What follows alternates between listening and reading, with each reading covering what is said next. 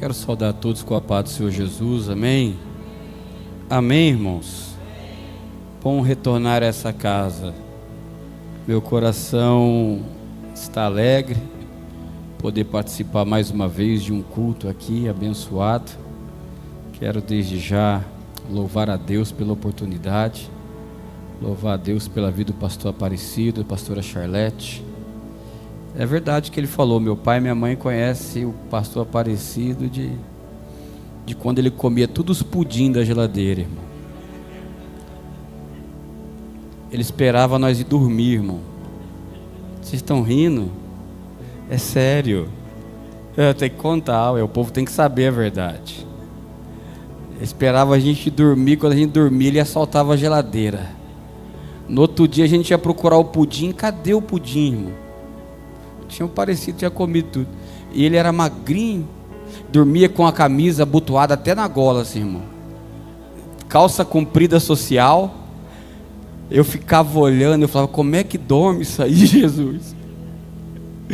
E ele, você vai dormir como? Eu só de shorts. E você não vai pro céu, não. Eu falei, então, né, tá enrolado. Aí depois ele roubava o pudim. Eu falei, eu é que não vou pro céu. Foi muito assalto, mas foi uma benção. Deus abençoe pastor Aparecido, pastora Charlete. Palmeirense, eu não vou nem te falar nada. Ela só responde quando o Palmeiras ganha, irmão. O dia que o Palmeiras perde, ela não responde a gente de jeito nenhum. Louvo a Deus também pela vida da minha esposa, está aqui hoje comigo, pastor Evelane, meu filho mais novo, Mateus. É uma bênção na minha vida. E eu sempre, onde eu vou, eu falo isso, que esse foi o maior presente que Deus me deu, foi a minha família, né? Tudo que eu tenho veio do Evangelho, irmão. Eu sou pregador do Evangelho há mais de 25 anos. Nós estamos na estrada aí falando de Jesus, e eu fiz a minha vida assim, falando de Jesus, e eu acho que não teve coisa melhor para nós. Foi uma benção, graças àqueles dois ali, os dois velhinhos que estão ali, porque não se engane não, irmão. Ali não tem cabelo branco, mas se bobear, andou com Moisés. Os outros olham para minha mãe e falam assim, nossa, ela é tua mãe, mas ela é nova, né? Eu falei, não, é que ela tem tinta em excesso. Aí demora mais para gastar, né? Agora ó, o pai está ali, ó lá, cabelo branquinho, tadinho. Oh, meu Deus, é uma benção. Sou um casal abençoado, irmão, que ora todo dia por nós. Todo dia, de verdade. Se vocês forem lá 6 horas da tarde, eles estão de joelho dobrado orando. É uma coisa de crente mesmo. E a nossa casa está de pé por causa deles. Que Deus abençoe a vida de vocês muito. Amo vocês demais. E hoje ainda ela fez dobradinha, aí eu não aguento. Que coisa boa, irmão. Aí tem os nojentinhos que vai falar, ai credo, você não sabe o que é bom. Segundo livro dos Reis, capítulo 4.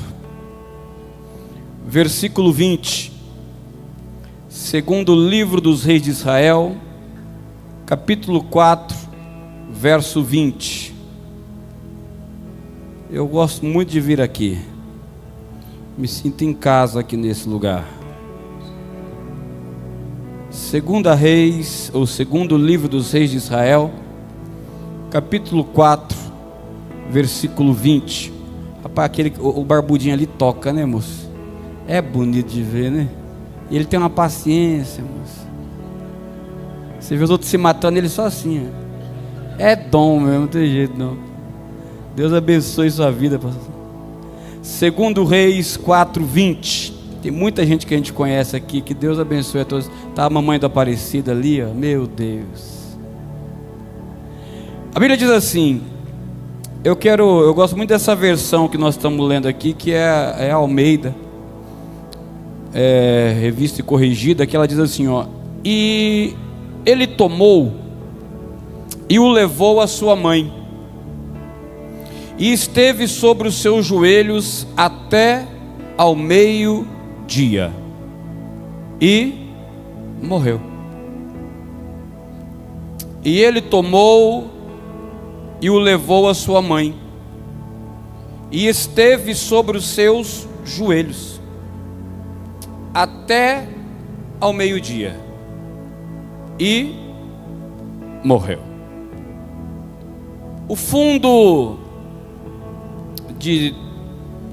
O pano de fundo dessa história, eu creio que você já deve ter lido ou ouvido, é sobre a sunamita, a mulher de Sunem, que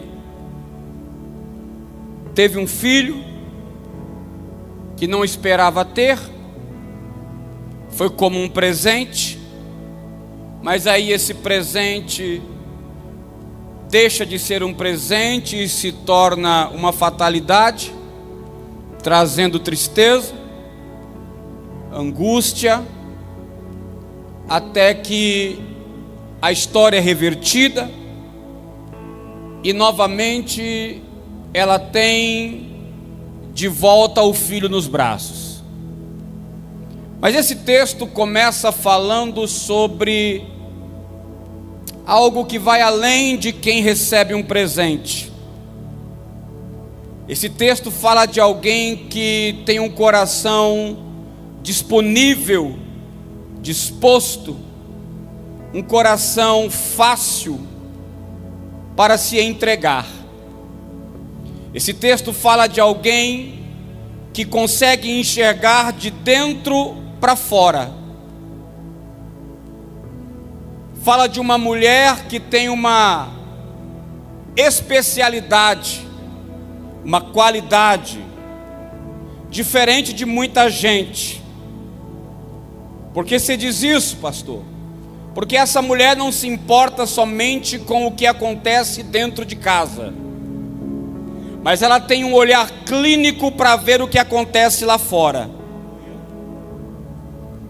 E ter essa característica de conseguir enxergar aquele que passa, não é para qualquer um. Porque nós, seres humanos, somos muito voltados àquilo que tem a ver conosco, aquilo que fala comigo, que mexe comigo, que fala sobre mim, sobre a minha família, sobre a minha casa, e pouco sobre aquele que passa. Ela não, ela tem exatamente essa característica de conseguir observar quem vai. Como você sabe, pastor, está no texto, a Bíblia diz que ela observa um homem que passa, e que ela vê que esse homem tem algo diferente, e então ela entende na sua observação, na leitura que faz, que esse que passa não é um homem qualquer, mas é um homem de Deus. Outra característica tremenda na vida dessa mulher: conseguir enxergar Deus na vida de quem passa. Ele não teve que fazer nada para provar a ela quem ele era, ela simplesmente o observa, e o observando ela deduz: quem passa é um homem de Deus. Então se ele é um homem de Deus, eu vou fazer um convite a ele. E ela o convida, e diz a Bíblia que conversando com o marido, dá a ele pão. Isso significa que ele adentra a casa da mulher, e ela o serve com o pão que ela tem. E a Bíblia diz então que por muitas vezes em que esse homem passa, ela o detém em sua casa e o serve com o seu pão. Não foi uma vez, não foram duas vezes, a Bíblia não menciona quantas vezes foram, mas o que eu acho interessante é que toda vez que ele passa, ela tem pão para dar, porque quem fornece pão àquele que passa, nunca falta pão na mesa.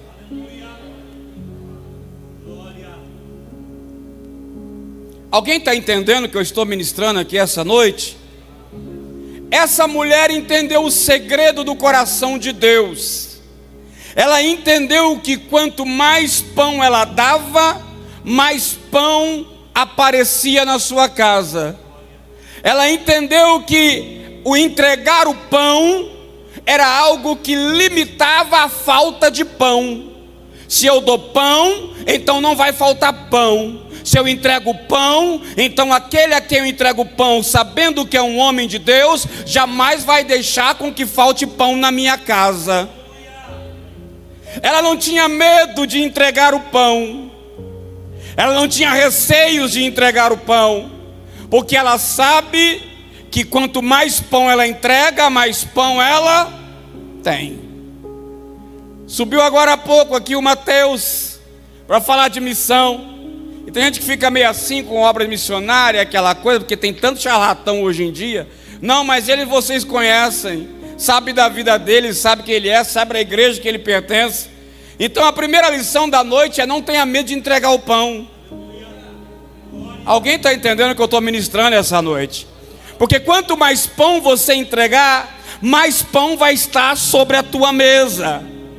Quanto mais você está disposto a enxergar o que passa, a enxergar quem está lá fora, a entregar o pão que você tem para aquele que vai, mais pão vai ter na tua casa. Pastor, o que você está dizendo? Que nós estamos vivendo um tempo em que Deus está à procura de pessoas que enxergam o que está fora, que não olhe somente para quem está dentro, mas que consiga ter um olhar, um observar, um modo de ver e de entender que aquele que passa precisa do pão. E se você estiver disposto a entregar o pão, então aquele que olha para você entregando é aquele também que fará com que sempre tenha pão na sua casa. Olhe para quem está ao teu lado e diga: está na hora de olhar para quem passa lá fora. Fala, pode falar, diga: olhe para quem passa. Não tenha medo de entregar pão. Porque quanto mais pão você entrega, mais pão você vai ter. Só que essa mulher, entregando pão ao profeta, eu acho tremendo isso. A Bíblia diz que ela se comoveu além do normal. É claro que o profeta Eliseu também deve ter uma porcentagem de culpa nisso, porque ele deve ter demonstrado realmente que era homem de Deus. Por que você diz isso, pastor? Porque ela chama o marido e fala para ele assim: viu, esse que passa, que tem comido pão em casa, precisa de um lugar para reclinar a cabeça. Ele precisa de um lugar de descanso. Ele precisa ter um lugar para ele repousar enquanto passa. Façamos para ele um quarto. Na verdade, quando eu olhei para o texto, eu falei: entregar pão já está bom. Agora fazer quarto. Ela estava botando dentro da casa dela alguém que só passava. Que a Bíblia não menciona o nível de intimidade, mas que tudo que ele tem são dias de passagem daquele que vai. Mas ela tem o coração tão disposto a entregar, que ela fala para o marido: vamos fazer um quarto para ele. Vamos colocar o quarto vinculado ao muro, em cima da casa. Porque para ele não pode ser um quarto térreo. Porque como ele é um homem de Deus, nós precisamos colocar ele numa posição mais elevada. Meu Deus. Vamos fazer um quarto para ele em cima. Não precisa ser grande, pode ser um quarto pequeno, mas vai ser dele. E nesse quarto nós vamos colocar uma mesa, uma cadeira, uma cama e um candelabro. Para quê? Para que quando ele passe, ele possa descansar, repousar, se assentar, comer à mesa, ter um lugar para deitar. E a Bíblia diz então que o marido não recusou a proposta, pelo contrário, ele manda fazer o quarto. Entenda uma coisa: quem entrega pão tem pão, mas e quem faz quarto? Meu Deus! Alguém começou a entender o que eu estou pregando. Entregar pão para quem passa já não é fácil, mas imagine então quem faz um quarto. Ela surpreende o profeta. E entenda uma coisa: o que tem de lindo nessa história é que ela não fez por uma barganha, ela não fez por uma troca, ela não fez por uma espera de um resultado. Essa mulher está vivendo a vontade de Deus na íntegra. Ela não faz pensando: se eu fizer um quarto, então ele fará algo por mim. Porque essa é a maior mentira do evangelho pregado hoje. Hoje se prega o evangelho da troca, da barganha. Se você fizer, então Deus vai fazer. Se você der, para que Deus não está aqui para barganhar. Deus quer saber o quão disponível está o teu coração, ao ponto de entender que se você entrega algo a Ele, sem a necessidade da troca, então você entendeu quem Ele é na tua história. Meu Deus, é o que essa mulher está ensinando para nós essa noite. Ela está dizendo: eu vou fazer um quarto para ele, não porque eu preciso de algo, não, mas é porque eu entendi a necessidade dele. Pastor, como é que você sabe que não é uma troca? Porque ela mesmo diz: o quarto mexeu tanto com o profeta. Você está aí, irmão? Você veio para o culto? Então não fica quieto não, vai dando glória. O quarto mexeu tanto com ele, que ele chamou Geazi, o moço dele, o servo dele, e diz assim: Geazi, fala para mim o que essa mulher precisa. Porque não é possível alguém tratar a gente como ela tem tratado. O profeta está dizendo assim: ela mexeu com o meu coração, ela me surpreendeu, ela me tirou do comum e está me colocando no extraordinário.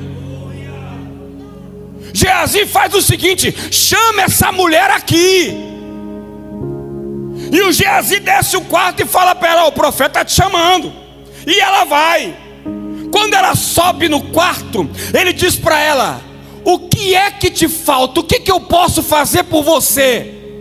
Você quer? Olha aqui que o profeta diz: você quer que eu fale de você para o rei? Ou quer que eu fale de você para o chefe dos exércitos? Os dois maiores homens da época naquele país. Eliseu está dizendo para ela: se você quiser, pode pedir o que você quiser, que eu vou interceder por você a eles, e eles vão fazer o que eu vou pedir.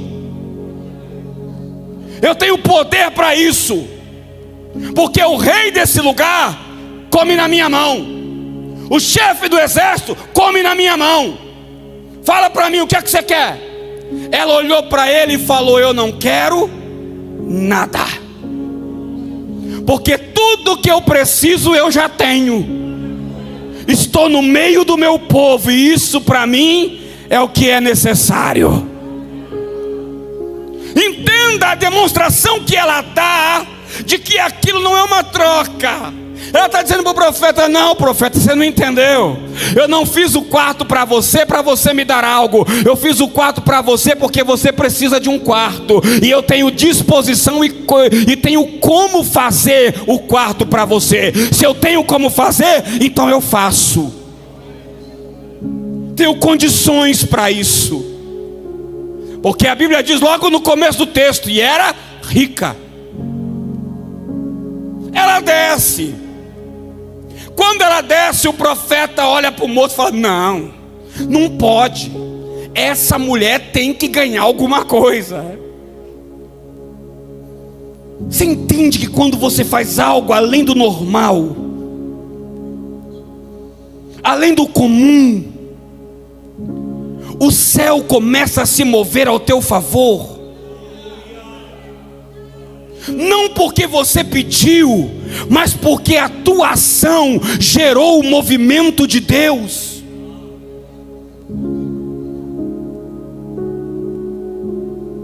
Se você der pão, não vai faltar pão, vai ter pão sempre. Mas se você estiver disposto essa noite a fazer um quarto,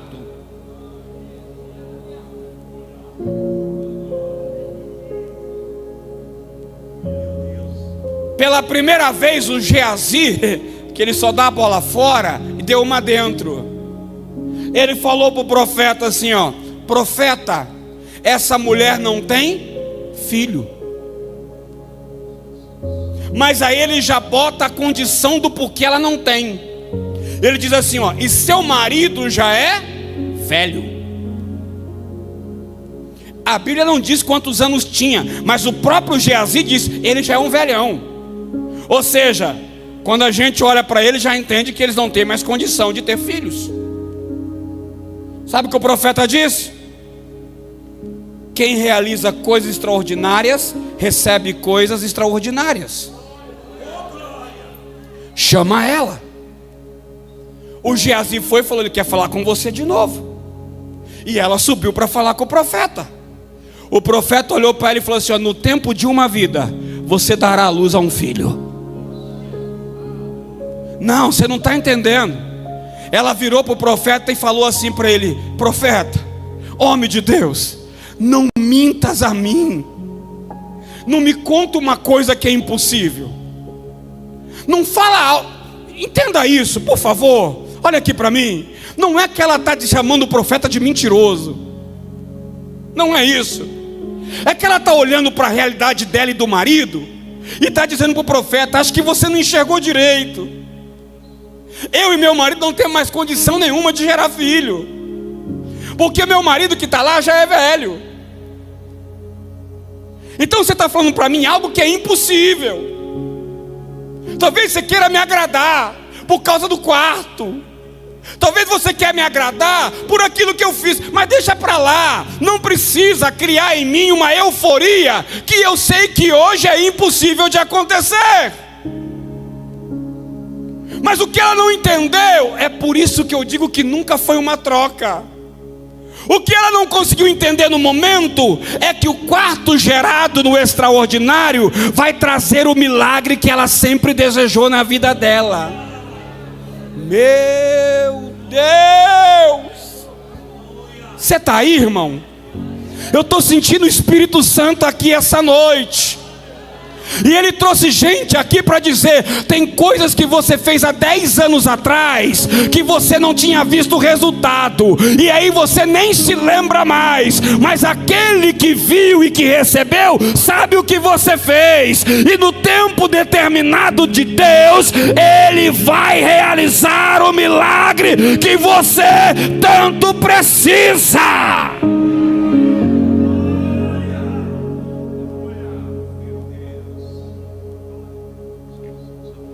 Diga comigo: quem faz pão, entrega pão e recebe pão.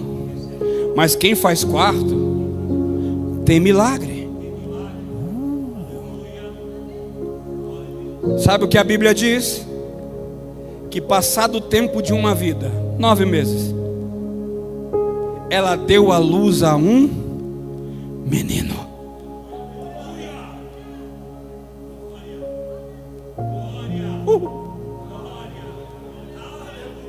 Aleluia. Pastor, o que você está dizendo? Que quem fez a promessa não mentiu, irmão. E Ele sabe cada tijolinho que você colocou nesse quarto que você fez. Ele sabe da entrega que você teve, da disposição que você já teve um dia de entregar sem perguntar e sem questionar e sem querer barganhar. Ele sabe. Eu imagino agora aquele que passa, toda vez que passa por lá, agora vê o menino, e ele vê o menino crescendo.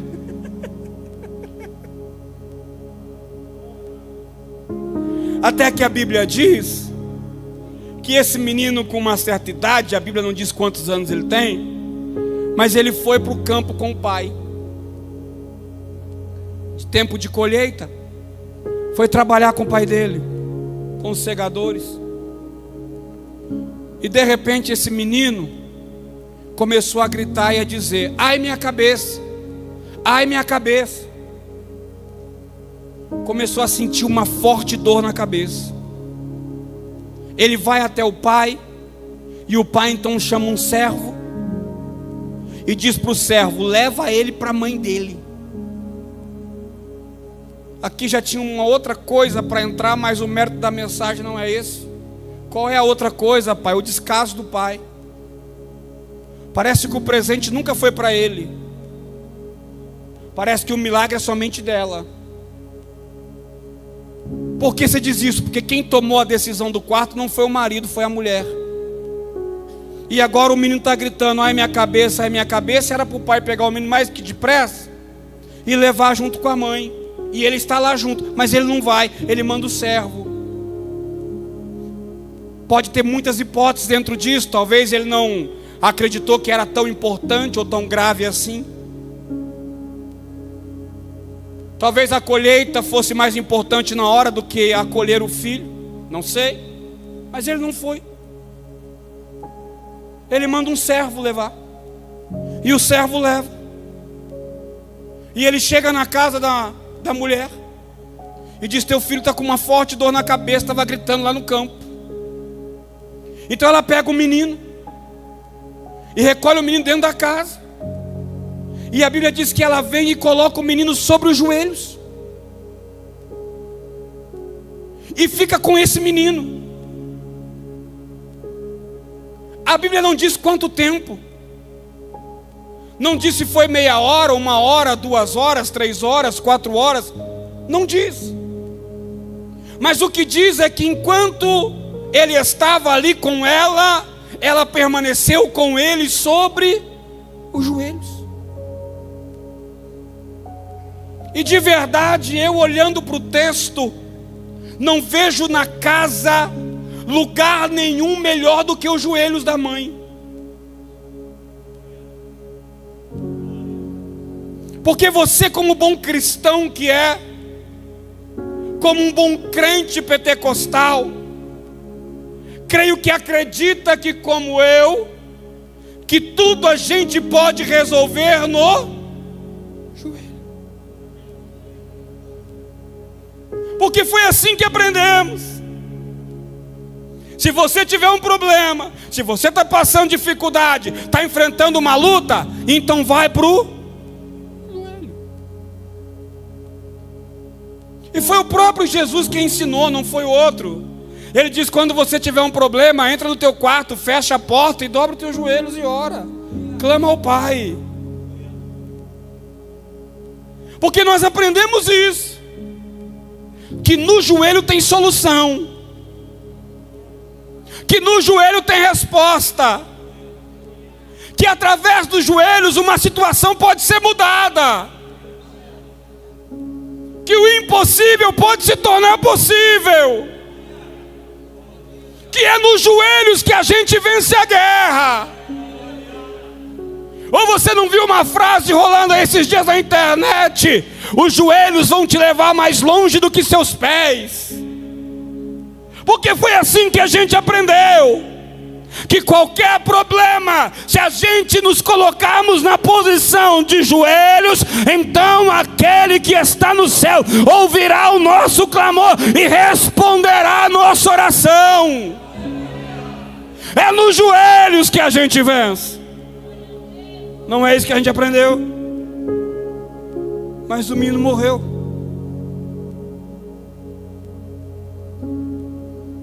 Se eu fosse dar um tema para essa mensagem, o tema seria esse: quando os joelhos não respondem.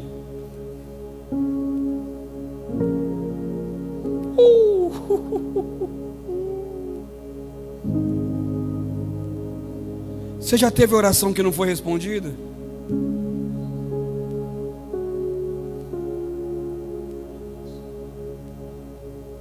A gente é bom na empolgação.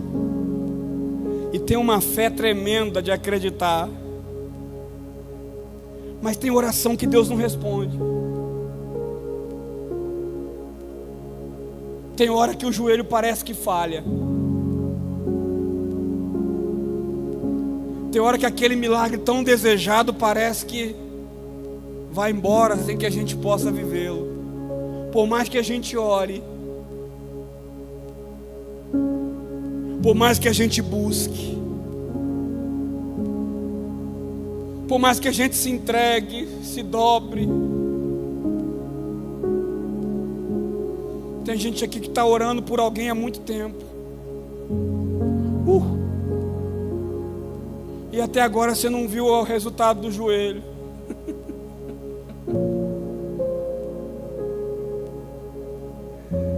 Eu fiquei perguntando para Deus: Senhor, por que o joelho não respondeu? Essa mulher não tem culpa de nada, ela fez um quarto. Ela não entregou só pão. Nós estamos falando de alguém aqui, Deus, que está além do normal, está além da normalidade, está além do comum. Alguém que está disposto a fazer extraordinário. Mas ela colocou o menino no joelho, no melhor lugar que ela podia pôr. Mas o joelho não respondeu. O menino morreu. Eu falei: Senhor, por que o Senhor não deixou o joelho responder? Então o Espírito Santo me disse: porque tem coisas que é necessário que morra no joelho. Meu Deus. Tem coisas que eu permito que morra no joelho. Porque a oração não tem só a ver com milagre. A oração não tem a ver só com o mover do sobrenatural. Eu disse não, ele disse não. Eu disse: tem a ver com que então? E ele me disse: tem a ver com o fortalecimento da fé. Eu disse: não entendi. Ele falou: então eu vou te explicar. Aquela mulher viu o filho dela morrer. Na onde? Na onde?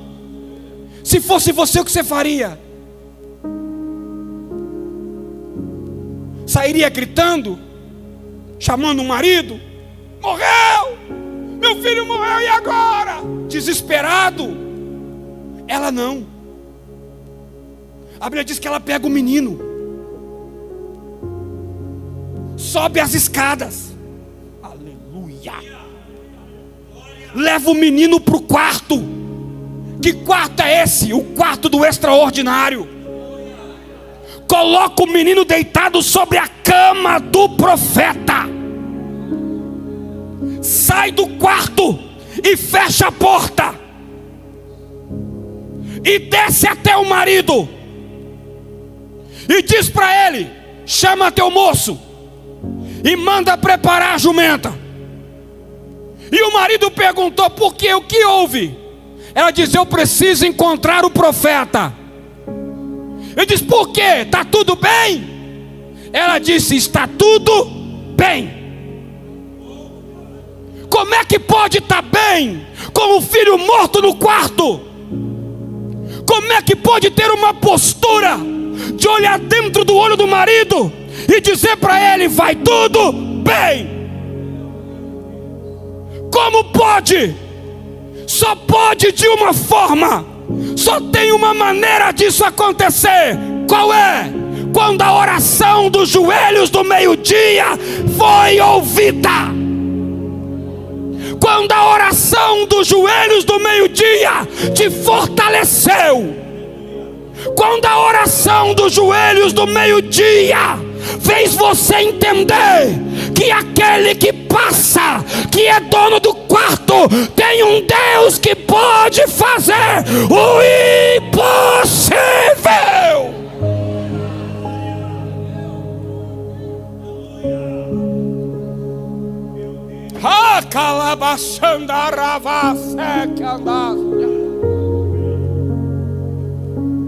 Já era para você ter esmorecido, já era para você ter desistido, já era para você ter parado. Mas sabe por que você continua vindo de pé? pé, acreditando, porque um dia os seus joelhos se dobraram. Aquele irmão que veio falar da oferta, ele disse: toda sexta-feira a gente faz um culto caseiro lá em casa, eu, minha esposa e minhas filhas. Aí você vê a pastora Precisenei, começou comigo, eu sei de onde veio. Sabe por que está de pé? Porque tem joelhos que se dobraram. O que você está dizendo, pastor?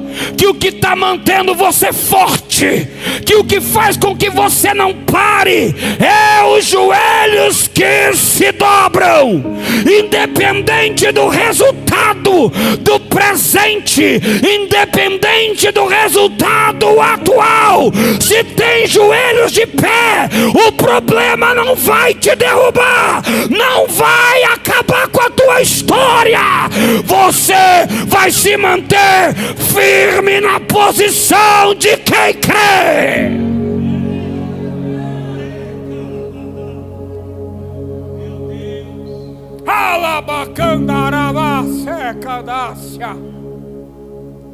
Entenda, não é que não vai ter vento, não é que não haverá tempestade, não é que não terão problemas, tudo isso virá. Mas como tem joelho dobrado,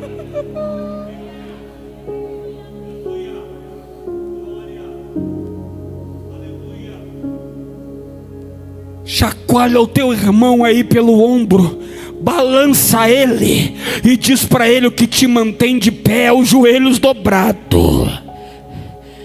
Ah, pastor, mas eu não vi o resultado. Mas é ele que te fortalece.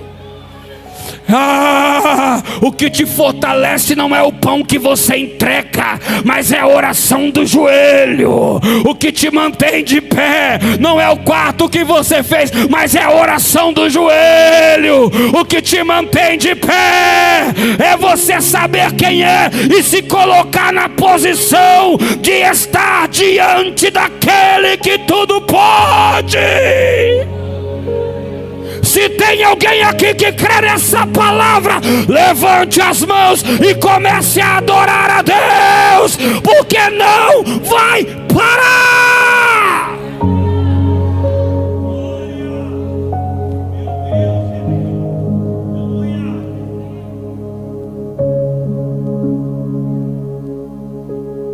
Pastor, o que você está dizendo? Se está tudo bem, ore. Se tiver tudo mal, ore. Se estiver tudo do jeito que você quer, ore.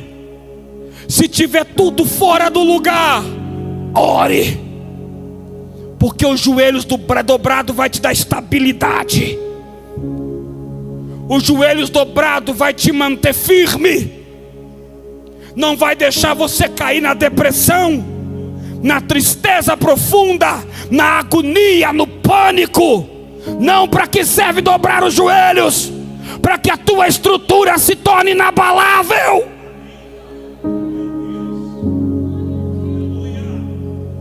Deus me trouxe essa noite aqui como profeta para declarar que está levantando homens e mulheres nessa igreja que serão inabaláveis pela fé.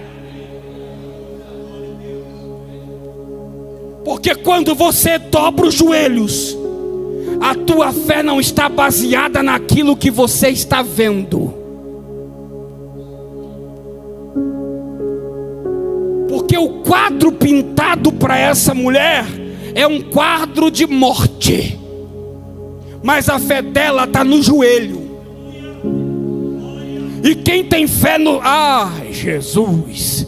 Quem tem fé no joelho não vive pelo que vê, mas vive pelo que crê. Apronta o jumento e chama o moço, porque eu vou atrás do homem de Deus, daquele que passa.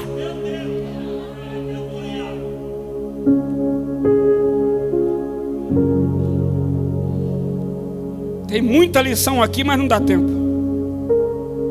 A outra lição que ela dá é essa: Se não tem condição de resolver o teu problema, não tem saber qual problema você está passando.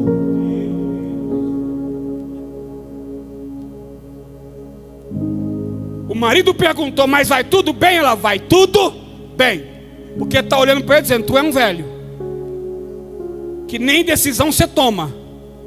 Então você não tem condição nenhuma de resolver. Se você não tem, você não precisa saber. Deixa que eu sei quem resolve.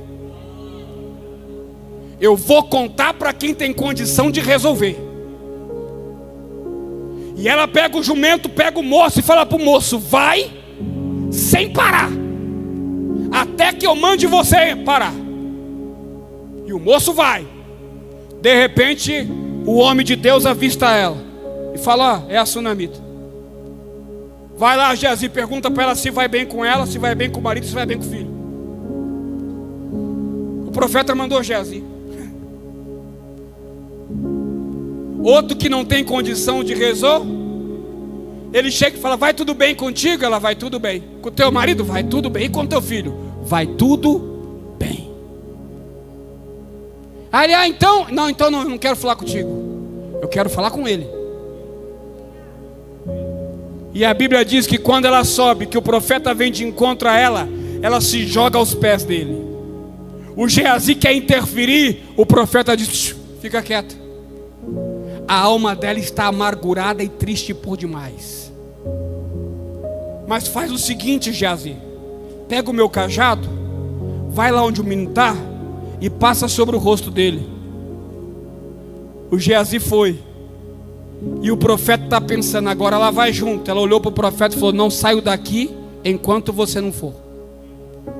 O tal do Geazi pode até ir, mas eu sei que a solução não está com ele, porque eu não fiz quarto para Geazi.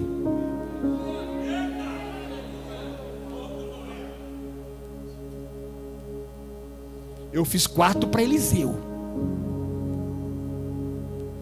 O Geazi foi, pegou o bordão, passou e falou, e orou, e sabe o que aconteceu? Nada. Voltou com a cara triste. O profeta dizia, e aí Geazi? Ele não viveu não. Aí o profeta falou, então o negócio é comigo. Porque quem recebeu o extraordinário fui eu. Se eu recebi o extraordinário, está na hora de fazer o extraordinário acontecer. Ele entra no quarto. Quando ele entra, o menino está lá, deitado na cama dele, como se a mulher estivesse dizendo para ele sem falar nada, é sua, mas não esquece, fui eu que fiz. Entreguei, foi para você, não foi para outro. Então a Bíblia diz que o profeta se deita sobre o menino, boca com boca, nariz com nariz, testa com testa. E o corpo do menino começou a esquentar.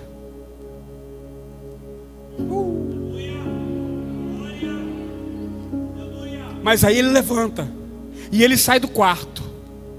E a Bíblia diz então que ele começa a andar sobre a casa. Eu não sei o que ele estava fazendo, pastor, mas eu começo a entender que ele devia estar dizendo, se tem sobrenatural e extraordinário no quarto, tem que ter na casa inteira. Porque quem fez um pedacinho para mim, merece toda a bênção sobre toda a casa.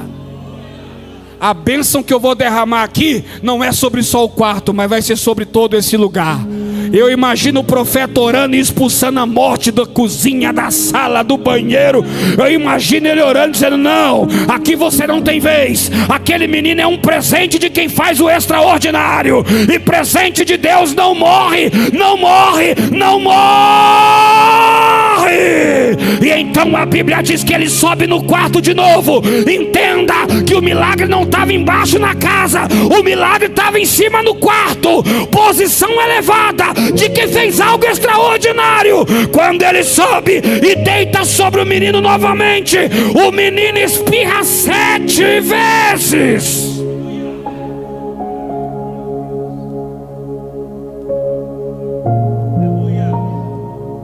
Sete vezes. atim, atim, atim, atim, atim, atim e atim. Na sétima ele parou, e o profeta disse: a perfeição de Deus chegou. Vem comigo. E pega o menino e leva até a mãe e diz: o que Deus dá, ele permanece até o fim. Eu não sei se você está entendendo o que eu estou pregando essa noite, mas os joelhos que se dobraram ao meio-dia vai na hora certa e no momento exato gerar o milagre perfeito de Deus na tua história. Ei, o que Deus tem para você não é algo que nasce e morre antes da hora. Meu Deus!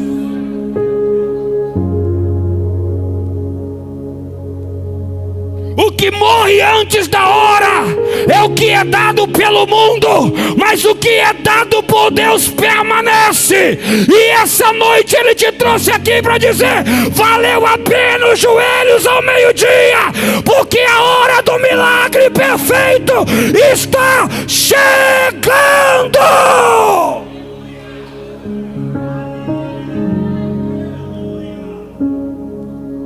Aleluia! Aleluia! Eu não sei se você está ouvindo o que eu estou pregando, mas tem gente aqui que vai começar a viver uma virada de Deus na vida, porque por muito tempo você dobrou os joelhos e não viu o resultado. Mas o quarto feito do extraordinário vai gerar o milagre perfeito que você precisa. Ai!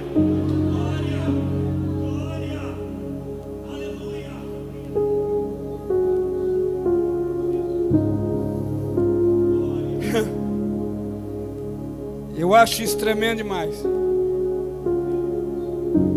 porque todo mundo, escuta o que eu vou dizer e vou terminar aqui. Todo mundo na vida tem um período em que algo morre nos joelhos, e é necessário que morra, porque senão o perfeito de Deus não chega.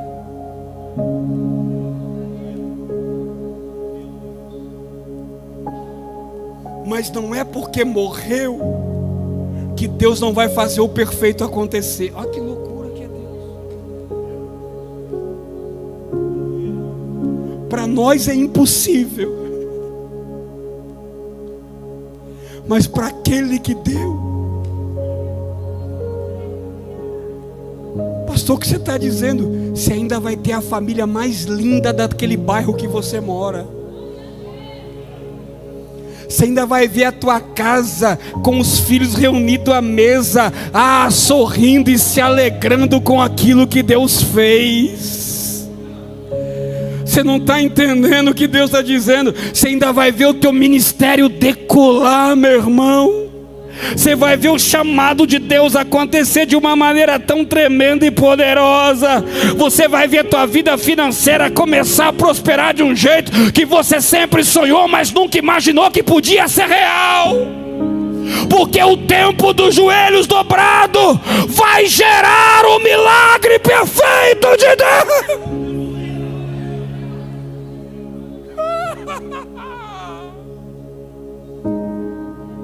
Você crê nisso? Você crê nisso? Não, você não está crendo. Você crê nisso? Você acredita que o perfeito de Deus vem vindo aí? Aí alguém vai dizer: não, isso é pastor, o perfeito de Deus já veio, morreu, ressuscitou. Irmão, eu sei disso.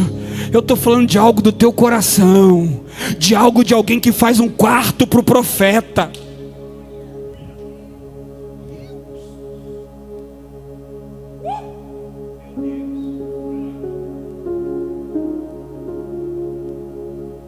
Se coloque de pé.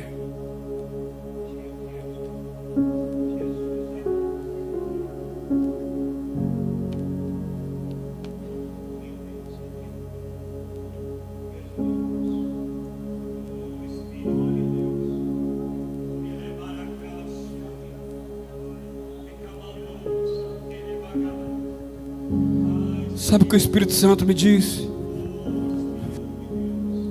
que essa noite pode acontecer de ter dois tipos de pessoas aqui no nosso meio. O primeiro tipo é o que dá pão. Quem dá pão sempre vai ter pão. E o segundo tipo é o que faz quarto.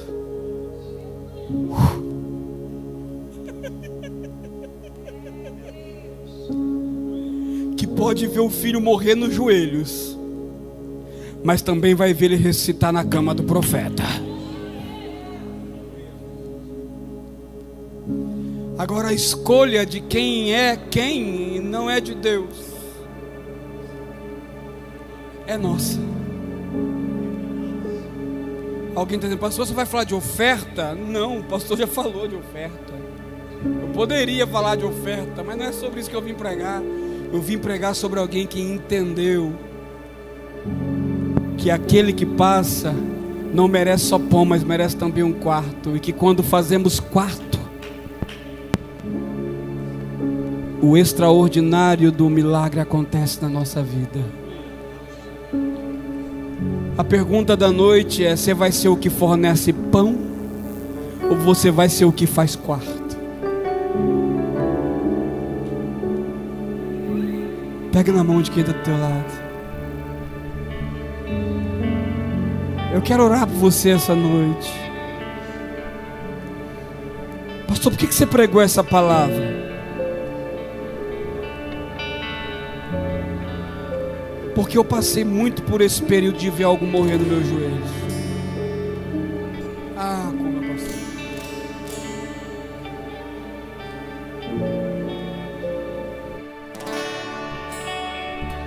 Mas eu nunca fui um crente que estava disposto somente a entregar pão. Eu sempre acreditei que fazer quarto para profeta dá resultado. E não porque eu fazia isso por troca. Até um tempo eu fiz. Não vou enganar. Teve uma época que eu achei que eu podia barganhar com Deus. Como eu quebrei a cara. Até que o Espírito Santo me disse um dia: eu não barganho com ninguém, porque ninguém pode dar o que eu tenho. Ninguém pode me entregar aquilo que eu sou. Mas se você estiver disposto a fazer pelo teu coração, então todas as vezes que você me entregar o extraordinário, eu vou mostrar para você que tem um milagre sendo gerado no quarto. Meu Deus. E eu resolvi mudar a minha vida. E eu tenho visto Deus fazer milagre todos os dias na minha casa. Como disse o pastor Aparecido, temos um filho que tem 20 anos de idade, está indo para o 3º ano e meio de medicina. Se eu olhar para mim e falar: como é que ele foi para lá? Só Deus. A minha esposa se formou esse ano em psicologia. Como é que ela formou? Só Deus. A minha casa tem sido abençoada, porque eu entendi que fazer quarto dá mais resultado do que entregar pão.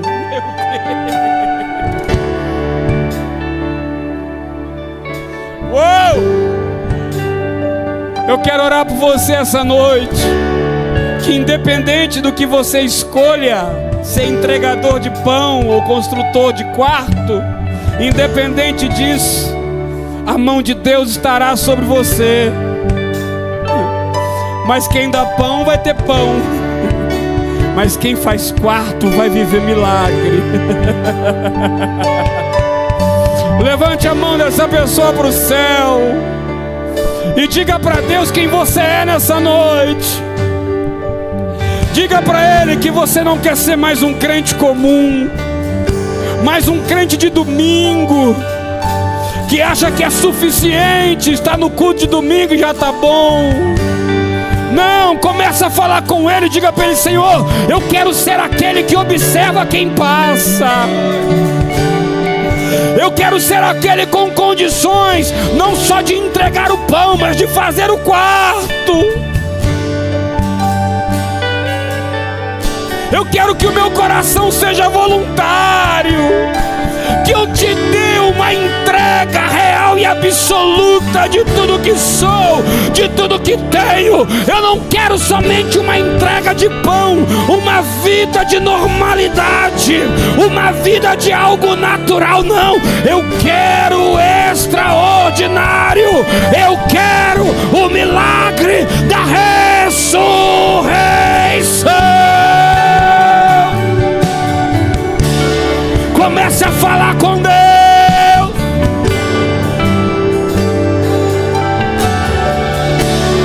O inimigo tenta laços e embaraços. Fale com Ele. Mas não vai. Fale com Ele. Eu não estou. Ele conhece a tua entrega. Está comigo. Ele conhece a tua entrega. Aquele que acalma o vento, aquele que aquieta o mar, que tira a força do fogo.